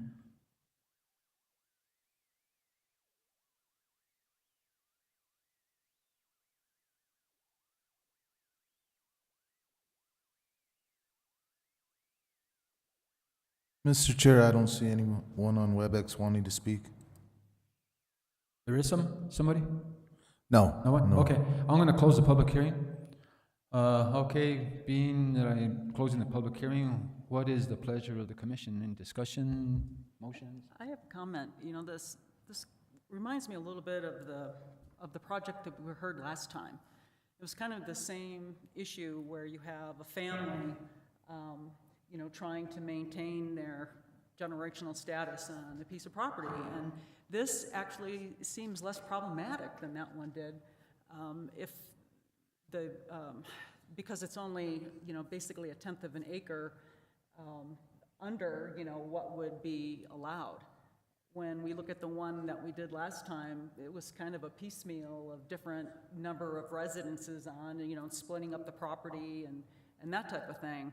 I would think that, given the situation and the small amount of acreage, that I would, recommend approval of this. Are you making a motion? I guess I'll make a motion. Well, Mr. Chair, I had some comments also. I'm impressed with Mr. Trujillo's looking up Google while we're sitting here on this map, and that he saw a lot of rooftops there. And according to the applicant's statement and stuff, and according to the letter we received, they all indicate that some of those lots have more than one home on them. And I think these people are in a bind because they bought a lot that was supposed to be 2 acres or 2.5 acres, and they got shorted by 1/10 of an acre. I mean, how they did that, I don't know, but usually they sell property by the acre, not by 1/10 of an acre. And I don't know if Wendy made a motion to approve. Was there a motion made? I will move to approve with the following conditions that the staff had recommended. So I motion to approve the variance to allow the second residence on the property with these conditions that the applicant needs to apply for a development permit for the new residence. Both homes shall tie into the same septic, which, you already stated that NMED has taken a look at. And there shall be no further division of land and no further dwelling units permitted on the property. Mr. Chair, if I may add a couple of friendly amendments, that they agree to a 1/4 acre foot per resident, and also that they install water meters on their well, a master meter for the well. Those are in addition to the conditions that staff recommended. And I second that motion. So you want to add those as a friendly amendment, basically? What? What it's called, isn't it called a friendly amendment or something? Friendly amendment, yes. Yes. If she agrees. She agrees. Do you agree to the friendly? She agrees, okay. Thank you. Okay, so we have a motion and a second, right? Yes. With the conditions. Yes. As far as the precedent is said, I think a very good point is brought up. Every one of this will be a case by case. This is 1/10 of an acre. This is in a development that already is established that this is a welcome type environment versus another subdivision where it's pretty strict and not as old, and I can see where some other variants would not be approved, even though this one was approved. So I think a case by case is what this committee or commission is set up to listen to. So I think I completely agree with the recommendation. Okay, I also want to state something, is that what Wendy was saying earlier is that I was the only one that voted against the last one that you were speaking about. And my experience on this board and working for the county over the years, I think they're different cases. What I've seen over the years is a lot of people have been working out there doing stuff without permits over the years, setting themselves up, and then they come back and it's much easier to ask for forgiveness and permission. And so after seeing a lot of those, I always have that in my mind. Being said, it's just an explanation. Eric, did you want to say something? Yes, thank you, Chairman. I think one of the things that I took away from the packet material was that the neighbors, surrounding neighbors, were in support of this this variance, and I think that's an important thing, that to have folks that grew up in the neighborhood and still be friendly neighbors and good neighbors is an important issue. So I think that is one of the things that may minimize the presidential nature of this of this action. So I just wanted to make that comment. Thank you. So I think it makes our job easier as well. Okay, let's take a vote. Everyone ready to take a vote? Okay, all in favor of Wendy's motion with conditions, say aye. Aye. Aye. All opposed? It passes. Congratulations for your clients, and thank you. Okay. Next case. Under new business, B, case number 21-5120, American Tower AT&T condition amendment. Okay, Jose, you're gonna do this one yourself, eh? Thank you, Mr. Chair. American Tower and AT&T request is an amendment of a condition of approval imposed by the Planning Commission at its July 21st, 2022 public hearing. The applicant's application was to replace a 35-foot tower with a 150-foot tower on a site that is approximately 23 feet from a vacant parcel held by the New Mexico State Land Office. The condition imposed was that the applicant would obtain an easement from the State Land Office for the area of state land in which the tower could fall. The property is located at 51 Boomer Road, access via U.S. Highway 285, 16 miles north of Clines Corners, within the agricultural zoning and ranching zoning district, within Section 32, Township 12 North, Range 11 East, Commission District 3. This case is identified on the agenda as a new item, but that is only because of the amendment to condition number 3. In reality, this is a matter that was already been heard and ruled on by the commission. We are simply making a revision to one of the conditions to reflect the fact that even though the State Land Office is fine with the project, it won't grant an easement. On July 21st, 2022, the applicant presented to the Planning Commission a request for a conditional use permit for a substantial modification as per section 10.17.4.21 to replace an existing wireless communications tower with a new 150-foot tower and install new equipment within the leased area.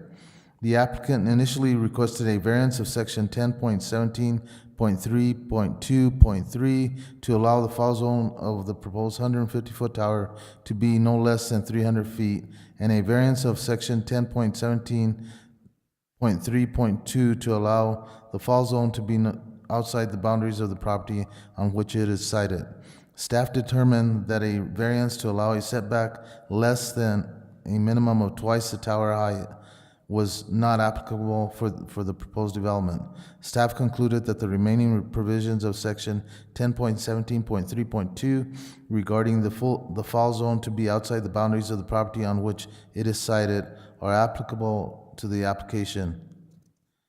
The decision of the Planning Commission was to approve the applicant's request for a conditional use permit for a substantial modification to allow a 150-foot tower, that the installation of new equipment within the leased area, and a variance to allow the fall zone of the proposed 150-foot tower to be outside the boundaries of the property on which it is sited, with staff's recommended conditions as follows.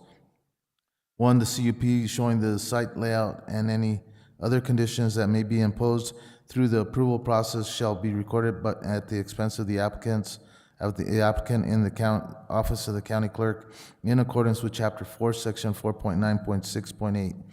The maximum height of the wireless communication facility shall not exceed 150 feet in height, inclusive of an antenna array.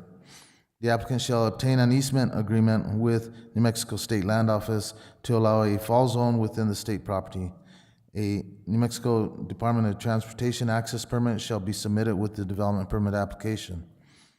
The applicant has met with the New Mexico State Land Office and now requests an amendment to condition 3. The applicant's memo states, since the July hearing, AT&T's team sought an easement from the State Land Office and found that because the relevant state-owned property is not state trust lands, the State Land Office has no requirements that AT&T obtain a fall zone easement, and it has no objection to AT&T's wireless project as proposed. Michael, and I'm going to butcher his name, Velasquez, a licensed professional engineer, stated, I have designed this monopole to withstand a 3-second gusted wind speed of 90 miles per hour as recommended by ANSI TIA-222-G for Santa Fe County, New Mexico. The design also conforms to the requirements of the 2006-2015 International Building Code for an equivalent ultimate wind speed of 116 miles per hour. Additionally, the engineer states this monopole had been designed to accommodate a theoretical fall radius. The upper 22 feet of the pole has been designed to meet the wind loads of the design. However, the lower portion of the pole has been designed with a minimum 10% extra capacity. Assuming the pole has been designed according to my design and well maintained, in the event of a failure to extreme wind and comparable apparatus load, it would shield buckle at 128-foot elevation. The yielded section would result in maximum 22-foot fall radius, but would most likely remain connected and hang from the standing section. A written response from the State Land Office states, I am writing regarding our discussions about your cellular tower application with Santa Fe County. Because the site is not located on state trust lands, our office has no requirement and that you obtain a fall zone right away without relinquishing or limiting any claims for damages or loss that may result in the result of a collapse or failure of the tower. Our office has no objections to the project. The recommendation on the amended condition, staff has reviewed the email from the State Land Office and finds that the State Land Office does not require a fall zone easement and has no objection to the applicant's wireless project as proposed. Furthermore, the State Land Office property is vacant, such that no harm to person or property could be foreseeable in the highly unlikely event of tower collapse. In addition to meeting all federal, state, and local engineering standards, the tower has been designed with a breakpoint 22 feet below its top. The tower is intended to be part of the FirstNet program, a nationwide wireless broadband network dedicated to public safety. New Mexico has elected to participate in the program and selected this particular site for a network tower. Therefore, staff recommends approval of the request to amend the condition which states the applicant shall obtain an easement agreement from New Mexico State Land Office to allow a fall zone within the state property, and proposes the following language to replace condition number 3. The applicant shall construct the tower as proposed with a 22-foot maximum fall radius and shall obtain written assurance from the New Mexico State Land Office that SLO does not object to the proposed tower. This reports and the exhibits listed below are hereby submitted as part of the hearing record. Mr. Chair, a few points should be emphasized on. Staff considers SLO's written assurance that it has no objections to the project to be the practical and functional equivalent to a written easement. Because the Planning Commission has already ruled on this application, and because we are making only the one minor change to one of the conditions, we will present a written order during today's meeting. One relatively insignificant point to make, just because the new commissioners will be relying on staff report, under summary in the first paragraph and on the 5th line, the word no shouldn't be there. The applicant was seeking to have a permitted fall zone less than 300, no less than 300 feet. Mr. Chair, I stand for any questions. Thank you, Jose. Does the commission have any questions of staff? Okay. Is the applicant online or? Yes, Commissioner Tia. Yes, good evening. This is Meredy Pabst, PABST of Booth Law Firm. Can I swear you in? Yes, please. As legal counsel? Are you Yes, I am.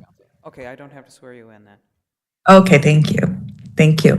Yes, and I'm appearing tonight on behalf of AT&T.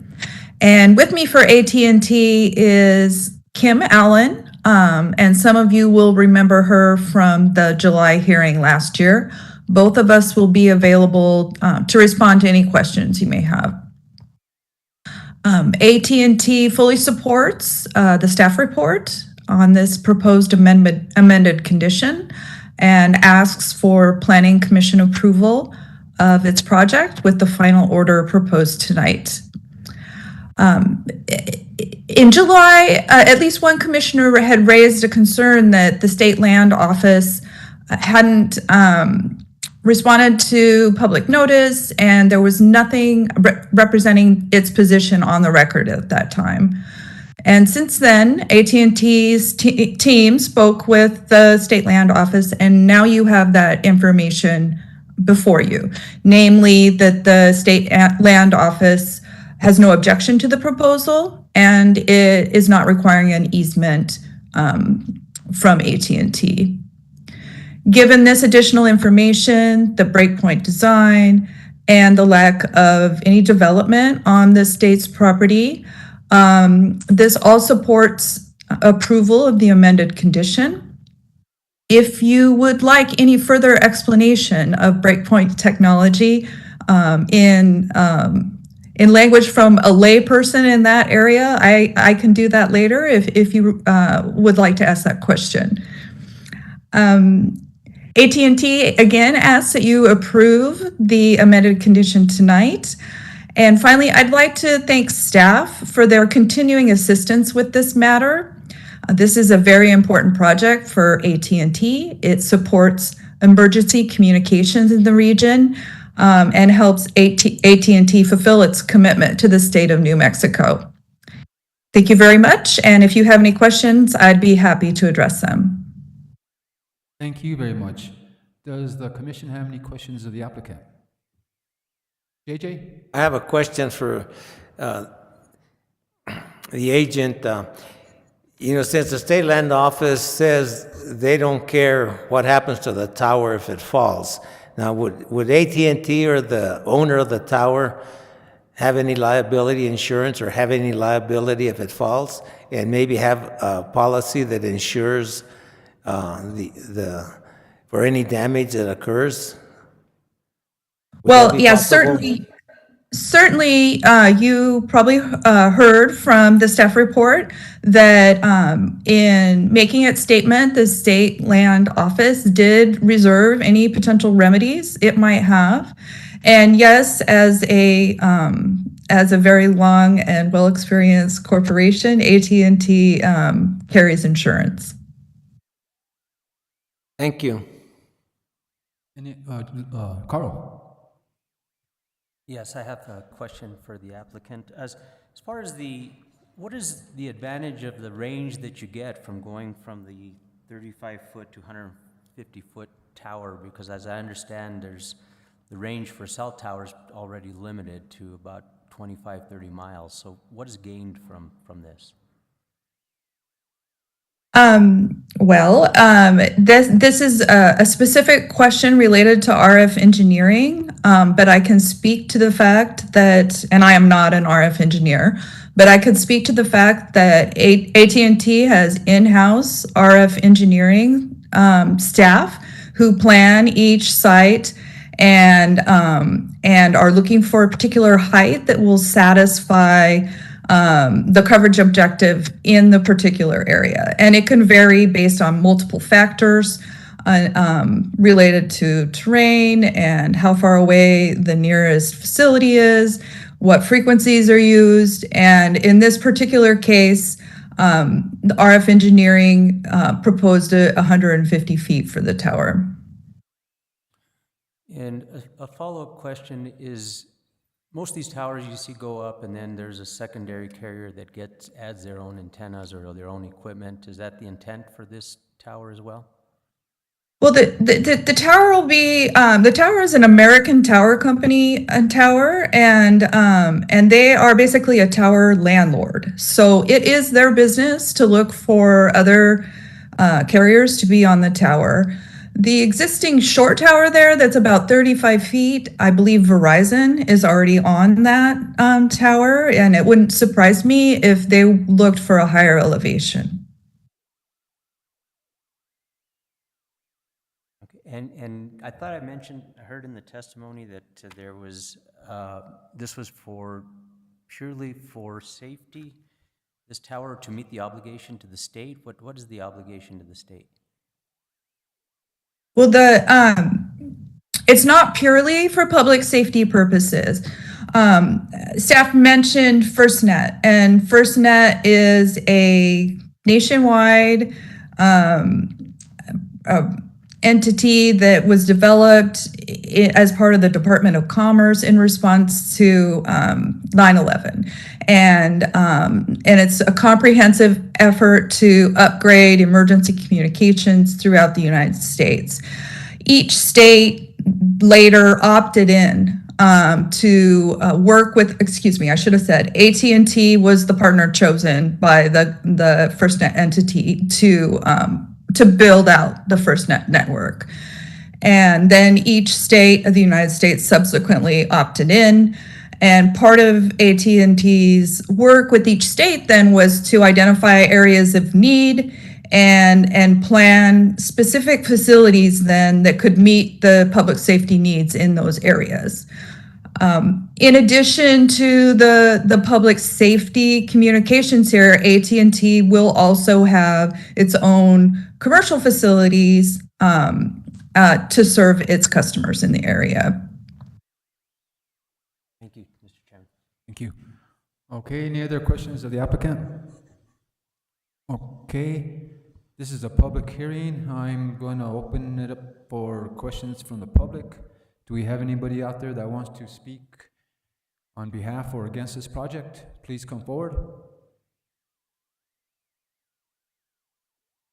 Jose, you see anybody there on your computer wanting to speak? Mr. Chair, there's no one wishing to speak on WebEx. Okay, I'm going to close the public hearing, and I'm going to open up for a discussion or a motion from the commission. JJ. I've got some comments to make. At our last meeting, when we discussed this, you know, we talked about this for quite a long time. And the thing is that we couldn't get any definite answers why they had to design the tower that they did. And we thought maybe, at least I thought, that they could get an easement from the adjoining property. And that was the sticking point where we send this back to the applicant to get some information. And I see that the state land office doesn't want to do anything. I know there's a property owner out there that owns the property, and they don't seem to be concerned about if this tower falls on their property. The thing is that the chances are it won't fall on their property. It'll fall on top of AT&T equipment and stuff. So as far as the condition that they resolved that we had, I mean, I think I can say that, you know, we can just go ahead and make a motion to approve this project. So I make a motion to that effect on case 2150-5120 American Tower with conditions. Okay, thank you, JJ. Yeah, I think our concern was that I think that they hadn't even spoken to the state when they were before us. I think that was why we were all concerned. Okay, we have a motion made. Do we have a second? I'll second. Okay. All in favor of this, say aye. Aye. All opposed? Aye. Okay, motion carries. Thank you very much for coming before us. Good luck. Mr. Chair, if I may, in the staff report, it was stated that we would have an order. I don't know if the commission would like to take 5-10 minutes to review the order and then make a motion and possibly approve the order. Yeah, let's go. Can we take a 5-minute recess to look at this? Yes. Yeah, so we can find it as well. We're going to take a 5-minute recess. All right. Thank you.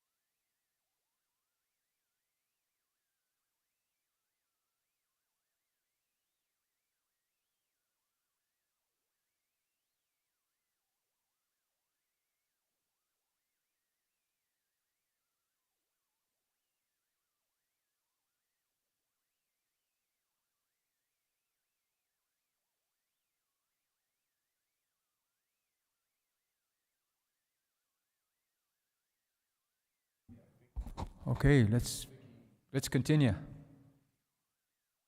Okay, we'll call the meeting back into order here. We've reviewed the handout that was given to us, and I think we are all in agreement with it. Okay, is there anything else, any kind of action else we got to take on that?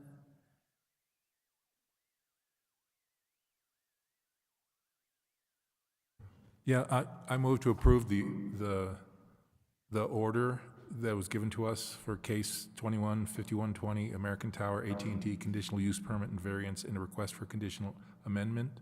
I recommend approval. Move Will to that approve. suffice? And I believe that's sufficient. Okay, that's Yes, okay. sir. I second it. Okay. All in favor of this agreement, say aye. Aye. All opposed? Okay. You guys have been approved. Thank you very much for coming back before us.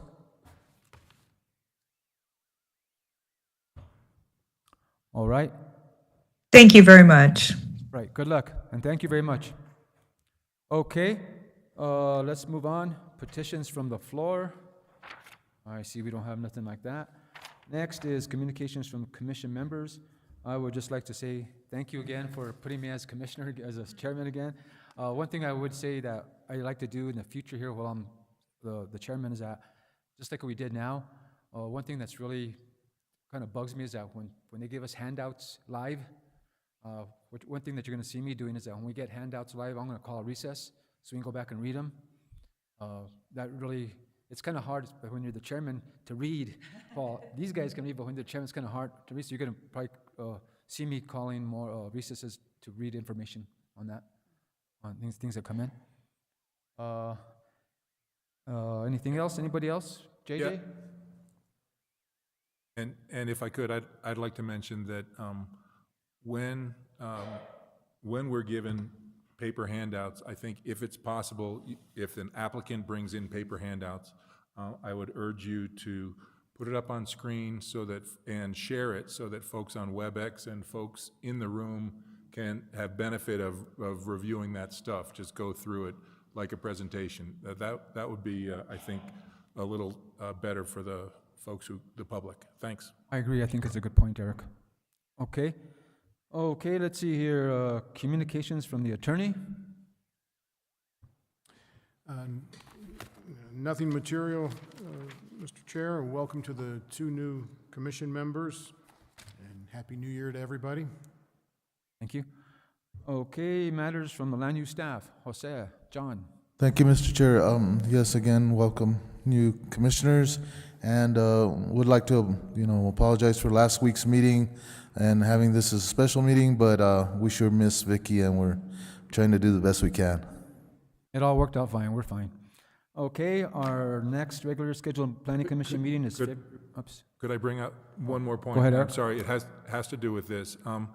I may need to go to visit with my brother who's undergoing treatment for serious illness, and reached out to Jose, and who reached out to Roger, and so I may need to be absent, be in New York for a while, and Roger said there was not a legal reason that I could not participate by WebEx if I was forced to be away for a while, and I just want to inform the commission of that. I hope that doesn't happen, but that may just interrupt my ability to be at one of these meetings, so I just want to let you know, and sorry for that, but I think it's important. Thanks.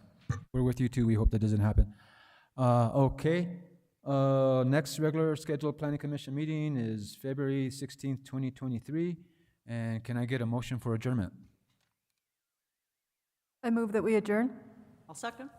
Okay, all in favor of adjourning, say aye. Aye. Aye. All opposed? All right, we're adjourned. Thank you all.